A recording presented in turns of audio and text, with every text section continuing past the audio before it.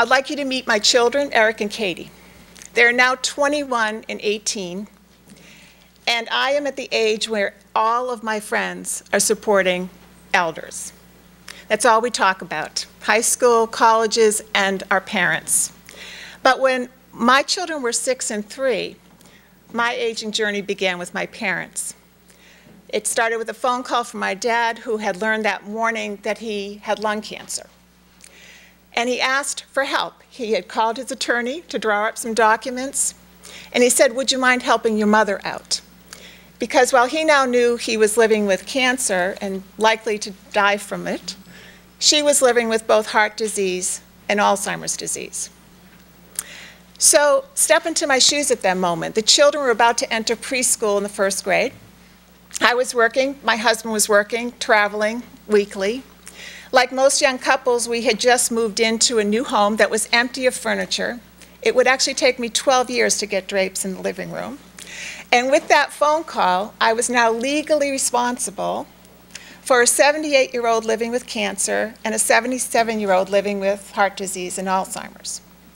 There were 2 households to manage, bills to pay. Everyone needed to get to the doctors. I had to make sure they were entertained and cared for. And this responsibility lasted not just for a couple of weeks or a few months, but for 7 years. As time went on, people began to ask for help, and they asked the how questions. How did you find home care?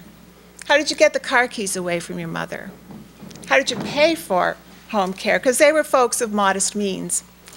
And so I sat down and wrote a list of 50 things I wish I had known before I started down this journey with my parents.